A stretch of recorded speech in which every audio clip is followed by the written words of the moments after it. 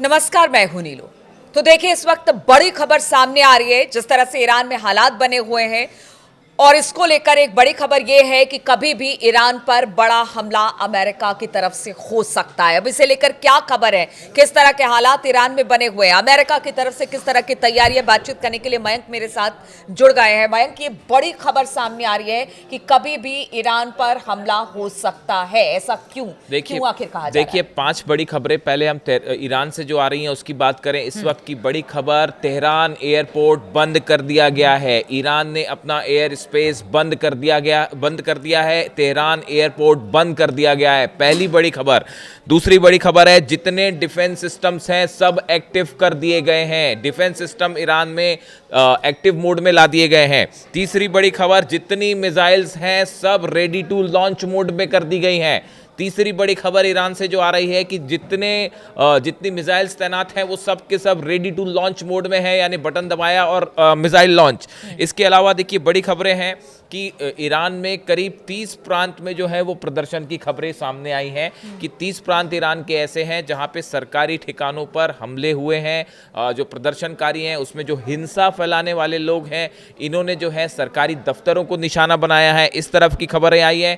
इसके साथ ही ईरान की सेना ने भी बड़ा मूवमेंट किया है। देखिए, कल हमने एक वीडियो बनाया था जिसमें हमने आपको बताया था कि जो इराक में अमेरिकन बेसिस हैं वहां पे बड़े फाइटर जेट्स का मूवमेंट देखने को मिल रहा है। यानी ईरान की सीमा के करीब इराक के जो एयर बेसिस हैं वहां पे जो है बड़ा अल असद एयर बेस पे और इरबिल, ये 2 एयर बेस हैं जहां पे अमेरिकी जेट्स का, फाइटर जेट्स का बड़ा मूवमेंट दिखाई दे रहा है। यानी इराक और ईरान की जो सीमा है वहां खासा तनाव देखने को मिल रहा है। इसके बाद ईरान ने अपनी सेना का, IRGC ने बड़ा मूवमेंट किया है बॉर्डर के आसपास।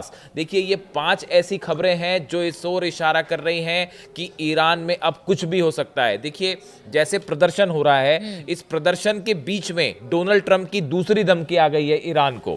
उन्होंने पहले ये कहा था कि प्रदर्शन हो रहे हैं और अगर प्रदर्शनकारियों पर किसी भी तरह का कोई हमला होता है तो हम इसका जवाब देंगे। ये पहली धमकी दी थी। अब कल फिर डोनाल्ड ट्रंप की तरफ से धमकी आई है। उन्होंने कहा है, I have let them know that if they start killing people which they tend to do during their riots, we are going to hit them very hard. ये डोनाल्ड ट्रंप ने एयरफोर्स 1 जो उनका विमान है उसमें ही ये बयान वहां से जारी करके कहा। और उन्होंने ये कहा कि अगर मैंने उन्हें बता दिया है, यानी ईरान को, कि अगर प्रदर्शनकारियों पर किसी तरह का हमला होता है, मतलब एक ही बात को दूसरी बार फिर उन्होंने दोहरा दिया उस बात को कि we will hit them hard, यानी हम उन पर हमला करेंगे। अब देखिए, ये जो पूरे हालात बने हुए हैं, इन हालात के बीच में अब 2 चुनौतियां ईरान के सामने खड़ी हैं। पहला तो प्रदर्शनकारी जो है वो अलग अलग जगह जो है उनकी वजह से शांति भंग हो रही है, हिंसा की खबरें आ रही हैं ईरान से। और दूसरी तरफ ये बताया जा रहा है, जहां से बात आपने शुरू करी कि ये क्यों कहा जा रहा है कि किसी भी पल ईरान पर हमला हो सकता है, उसकी बड़ी वजह ये है, ये बताया जा रहा है कि इस प्रदर्शन का फायदा उठाकर, ये जो प्रदर्शन हो रहे हैं इसका फायदा उठाकर इजराइल की तरफ से एक बार फिर एयर स्ट्राइक हो सकती है ईरान पे, और इजराइल की मदद के लिए अमेरिका सामने आ सकता है। जो इस बात की आशंका पहले से है। हाँ, अब ये जो माना जा रहा है कि अमेरिका के सीधा इंटरवेंशन की जगह ये हो सकता है कि इजराइल की तरफ से हमला किया जाए, जैसे पिछली बार हुआ था। इजराइल की तरफ से हमला किया जाए और उसके बाद अमेरिका मदद के लिए सामने आए और कारण बहाना ये बताया जाए कि भाई वहां प्रदर्शनकारियों पर ईरान जो है हमले कर रहा है। मतलब दोहरी चुनौती है, एक तरफ प्रदर्शनकारियों से निपटना और दूसरी तरफ ये थ्रेट बाहर। अब देखिए, जो खबरें प्रदर्शन की आ रही है वहां से, और जो इस तरह की खबरें हैं कि कई लोगों की मौत की खबरें हैं इसमें, इसमें आप देखें कि इसमें जो खबरें वहां से आई, आप उसको काउंटर चेक करें। ईरान की सेना ने, ईरान के अधिकारियों ने पूरी कोशिश की है कि किसी भी तरह से जो प्रदर्शन कर रहे हैं उन पर हमले ना हो प्रदर्शनकारियों पे। बहुत सारी जगह स्टैम्पीड की वजह से, भगदड़ की वजह से लोगों की मौतें हुई है। और ये बात डोनाल्ड ट्रंप से भी पूछा गया कि आप जो ये कह रहे हैं कि प्रदर्शनकारियों पर ईरान की सरकार हमले करवा रही है, ऐसा नहीं है। जिन लोगों की मौत की खबरें हैं उसमें बहुत ज्यादा मौतें इस वजह से हुई क्योंकि ईरान में अलग अलग जगह पर भीड़ की वजह से भगदड़ मची, बल्कि सरकार कह रही कि हम बातचीत को राजी हैं। हाँ, और ये आदेश भी अली खामेनी साहब की तरफ से दिया गया है कि जो प्रोटेस्टर्स हैं, जो शांतिपूर्ण प्रदर्शन कर रहे हैं, उनकी सुरक्षा सुनिश्चित की जाए, उनके ऊपर किसी तरह का कोई हमला नहीं होना चाहिए।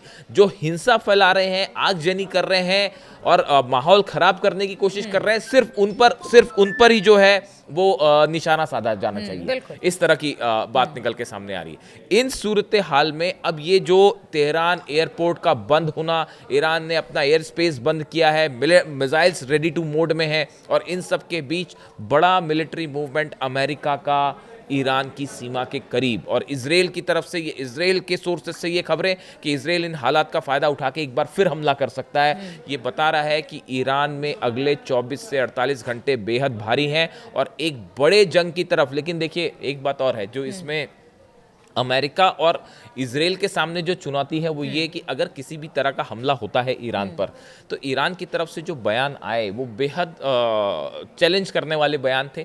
ईरान की तरफ से ये कहा गया कि अगर हम पर हमला होता है तो इस बार इजराइल पर एक साथ कई मिसाइल्स फायर हो जाएंगी। और बताया ये भी जाता है, जो खुफिया सूत्रों से खबरें हैं, कि 750 नंबर्स भी हैं उसके, कि तेल अवीव पर एक साथ 750 मिसाइल्स ईरान फायर कर सकता है। अगर ये स्थिति बनती है ईरान के सामने कि भाई वहाँ पे इंटरनल क्राइसिस भी है और उसके इस दौरान उसका फायदा उठा के हमले होते हैं, तेल अवीव पर, इजराइल पर एक साथ 750 मिसाइल सिर्फ एक शहर पर इजराइल के फायर हो सकती है।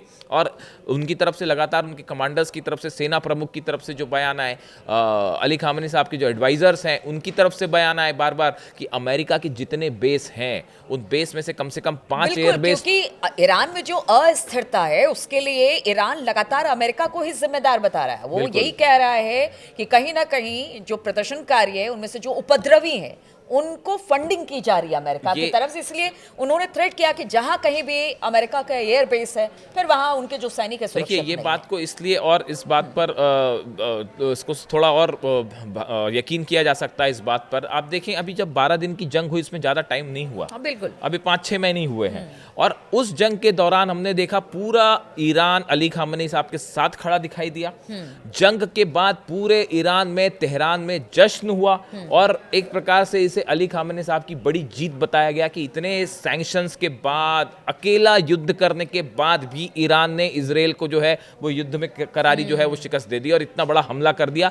और सबने देखा ईरान का पावर, पूरा ईरान एकजुट दिखाई दिया उन हालात में। और अली खामेनी साहब ने सबको धन्यवाद भी किया था कि ईरान जो है पहले से ज्यादा एकजुट है। ऐसा 5 महीने में अचानक क्या हुआ कि इतना बड़ा प्रदर्शन, इसलिए ये कहा जा रहा है कि ये तैयारी काफी समय से चल रही थी कि वहाँ पे कुछ लोगों को जो है उनके जरिए ये प्रदर्शन फैलाया जाए, इसको उग्र किया जाए और हिंसा फैलाई जाए। ये साजिश काफ़ी दिनों से चल रही थी। अमेरिका और यूरोप पर जैसे आरोप लगा रहा है, अमेरिका और इजराइल पर आरोप लगा रहा है ईरान, और इस साजिश के बाद अब ये हालात बने। लेकिन अब जो भी है, जो हुआ, वो जो सिचुएशन बनी, लेकिन अब आगे क्या, सवाल ये है कि ये जो स्थिति बन रही है, तेहरान एयरपोर्ट बंद कर दिया गया है, डिफेंस सिस्टम एक्टिव हो जाना, ये वो सिचुएशंस होती हैं जब किसी हमले के ठीक पहले ये वो कदम है जो उठाए जाते हैं। और इसको लेकर ईरान में ज़बरदस्त अलर्ट है और अगले 24 से 48 घंटे में कोई बड़ा डेवलपमेंट ईरान में हो सकता है। तो ईरान को अस्थिर कर हमला करने की कोशिश है। खबरें तो इसी तरह की आ रही है क्योंकि ईरान अब पूरी तरह से अलर्ट है। उनके एयर स्पेस बंद कर दिए गए हैं। उनको आशंका कि हो सकता है इजराइल की तरफ से कोई बड़ा हमला उन पर किया जाए। अमेरिका का सपोर्ट इजराइल के साथ है। तो ऐसे में सिचुएशन ईरान की इस वक्त अच्छी नहीं कही जा सकती है। हालांकि ईरान ने भी कह दिया है और लगातार उनके नेताओं की तरफ से बयान भी इजराइल और अमेरिका के लिए आते रहे कि अगर इस बार आपने हमला किया तो फिर इसका मुंह तोड़ जवाब दिया जाएगा। अब स्थिति और ईरान में किस तरह से आगे 24 से 48 घंटे में देखने को मिलती है, इस पर लगातार हमारी नजर बनी रहेगी। आप बने रहिए हमारे साथ।